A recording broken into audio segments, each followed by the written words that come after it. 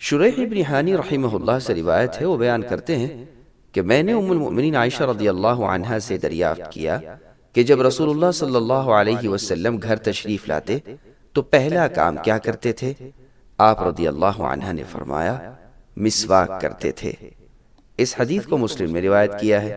ام المؤمنین عائشہ رضی اللہ عنہا سے روایت ہے، وہ بیان کرتی ہیں کہ نبی صلی اللہ علیہ وسلم مسواک کرتے، پھر آپ مجھے مسواک پکڑاتے تاکہ میں اس کو صاف کر دوں، چنانچہ میں پہلے مسواک کرتی، بعد از اس کو صاف کرتی اور آپ کی خدمت میں واپس لوٹا دیتی۔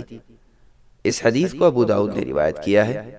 ابو ہریرہ رضی اللہ عنہ سے روایت ہے، وہ بیان کرتے ہیں رسول اللہ صلی اللہ علیہ وسلم نے فرمایا اگر مجھے یہ خوف نہ ہوتا کہ میں اپنی امت کو مشقت میں ڈال دوں گا تو میں ان کو حکم دیتا کہ وہ عشاء کی نماز تأخیر سے ادا کریں، یعنی دیر سے، اور ہر نماز کے وقت مسواک کریں۔ اس حدیث کو بخاری اور مسلم میں روایت کیا ہے۔ وضاحت: مسواک کرنے سے منہ کی بدبو زائل ہوتی ہے، دانت صاف ہو جاتے ہیں، اس سے معدے کو بھی تقویت حاصل ہوتی ہے۔ بہترین مسواک پیلو کے درخت کی ہے۔ چونکہ نماز ادا کرنے والا نماز میں اللہ سے سرگوشی کرتا ہے، اس لیے اس کا منہ جس قدر صاف اور پاکیزہ ہوگا اسی قدر اللہ کا قرب زیادہ ہوگا۔ واللہ اعلم۔ حذیفہ رضی اللہ عنہ سے روایت ہے، وہ بیان کرتے ہیں کہ نبی صلی اللہ علیہ وسلم رات کو جب تہجد کی نماز کے لیے کھڑے ہوتے تو اپنے دانتوں کو مسواک کے ساتھ صاف کرتے تھے۔ اس حدیث کو بخاری اور مسلم میں روایت کیا ہے۔ ام المؤمنین عائشہ رضی اللہ عنہا سے روایت ہے، وہ بیان کرتی ہیں رسول اللہ صلی اللہ علیہ وسلم نے فرمایا مسواک منہ کی پاکیزگی اور اللہ کی رضا یعنی خوشنودی کا سبب ہے۔